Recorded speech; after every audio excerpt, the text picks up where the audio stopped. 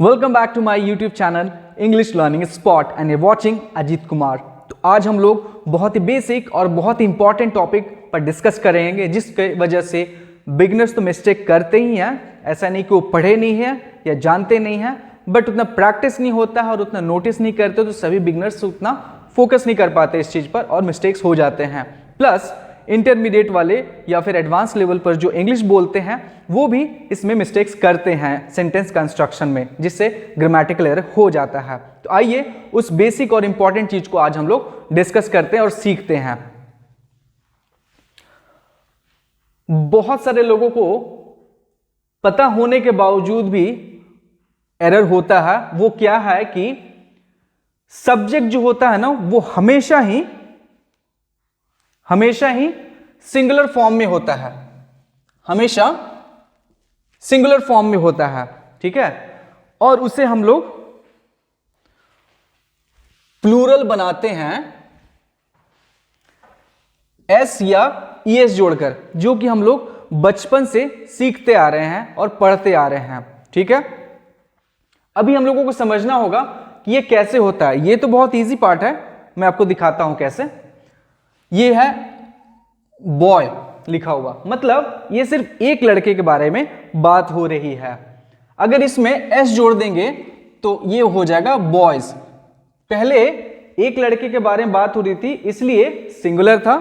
अब बहुत सारे बॉयज के बारे में बात हो रही है, बॉय के बारे में बात हो रही है, इसलिए ये प्लूरल हो गया। वैसे ही गर्ल, ठीक है। अभी ये सिर्फ एक लड़की के बारे में बात हो रही है, इसलिए सिंगुलर है, इसमें एस लगा दिए तो ये हो गया प्लूरल, ठीक है। मेन पार्ट अब आता है यहां पर, क्योंकि ये तो हमें पता है सब्जेक्ट का, बचपन से पढ़ते आ रहे हैं, ऐसे एस लगाकर प्लूरल बनाते हैं।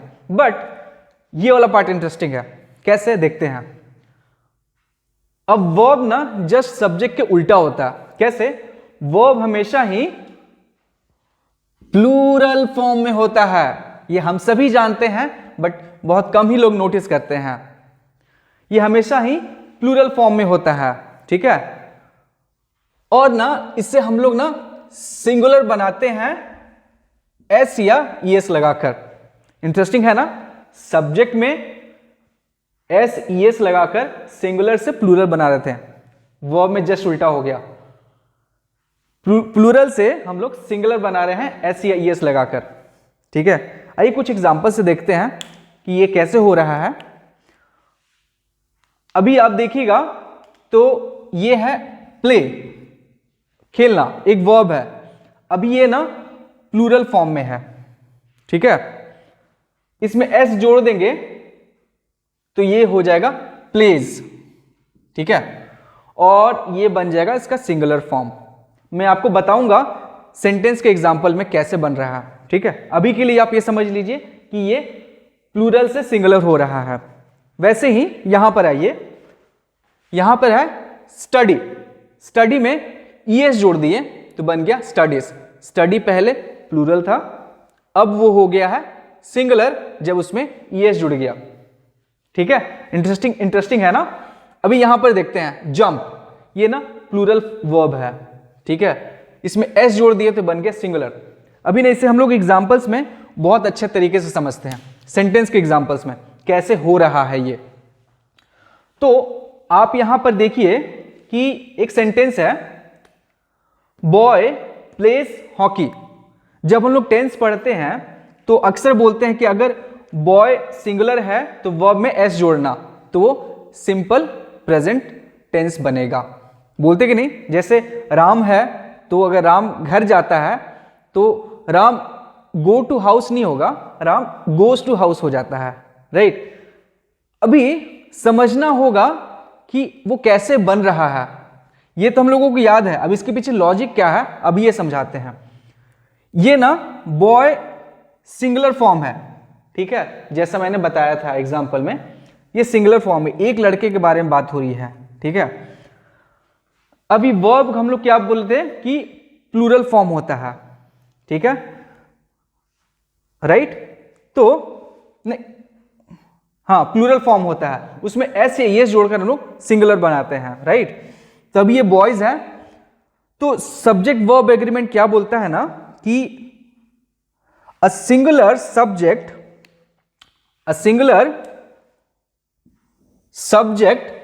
Requires a singular verb. ठीक है, मतलब एक सिंगुलर सब्जेक्ट को ना सिंगुलर वर्ब ही चाहिए, उसका कहना यह है। तब यहां जब बॉय सिंगुलर है तो जो वर्ब में एस लग रहा है वो वाला पार्ट भी तो सिंगुलर होगा कि नहीं। तो यहां पर देखिए जो प्ले था बिना एस वाला वो प्लूरल फॉर्म था ना, ये प्रूव हो गया ना, क्योंकि जब इसमें एस लगा तो सिंगुलर हो गया। और जब वर्ब का जब सब्जेक्ट वर्ब एग्रीमेंट देखेंगे तो उससे प्रूव होता है कि ये स्टेटमेंट वैलिड है। ठीक है, अब आते हैं दूसरे पार्ट में। ये जो है ना बॉयज है, यहां पर दो या दो से ज्यादा बॉय के बारे में बात हो रही है, लड़कों के बारे में बात हो रही है। ठीक है, अब ये ना प्लूरल सब्जेक्ट है। ठीक है, अब आइए सब्जेक्ट वर्ब एग्रीमेंट में।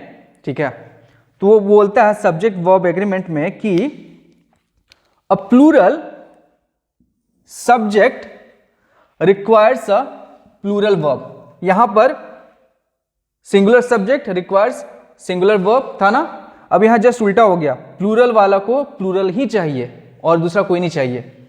तो अब यहां पर आइएगा इस सेंटेंस में, तो अगर इस स्टेटमेंट को इसमें लागू कीजिएगा तो क्या होगा, ये प्लूरल हो गया तो वर्ब को भी प्लूरल होना पड़ेगा।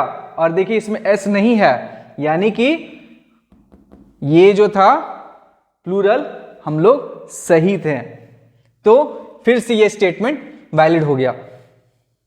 समझे, ट्रिकी था ना। हमेशा याद रखिएगा अगर सिंगुलर है तो वर्ब में एस जुड़ता है तो वो सिंगुलर कहलाता है। ठीक है, टेंस में बहुत इजी होगा आप लोगों को ये। अगर बॉयज है और प्लूरल है तब वर्ब में एस नहीं लगाते हैं और उस फॉर्म को हम लोग प्लूरल बोलते हैं। ठीक है, अब एक और इन सभी चीज को जानने के बाद एक चीज तो बड़ा क्लियर हो गया कि एक वर्ब हमेशा प्लूरल फॉर्म होता है जब तक उसमें एस या ईएस न जुड़े, यानी कि ये न जुड़े। जबकि एक सब्जेक्ट हमेशा सिंगुलर फॉर्म में होता है जब तक कि उसमें एस या ईएस न जुड़े। तो है ना ट्रिकी, बहुत ही बेसिक है, इसे हमेशा याद रख सकते हैं, कोई दिक्कत नहीं होगा। और ना अगर ये वीडियो आपको रियली हेल्पफुल लगा हो और इससे बहुत कुछ सीखने को मिला हो तो आप लोग अपने दोस्तों के बीच, अपने रिलेटिव्स, अपने फैमिली के बीच जरूर शेयर कीजिए ताकि ये इंफॉर्मेशन ज़्यादा से ज़्यादा लोगों तक पहुंचे और जो लोग इसमें उलझे हुए हैं या एरर करते हैं वो अपने गलती को सुधार कर अपने इंग्लिश को परफेक्ट बनाएंगे, चाहे वो रिटन हो या फिर स्पोकन इंग्लिश हो। तो ऐसे ही इंटरेस्टिंग वीडियोस के लिए जुड़े रहिए इंग्लिश लर्निंग स्पॉट के साथ। Thank you for watching with the video. Bye bye.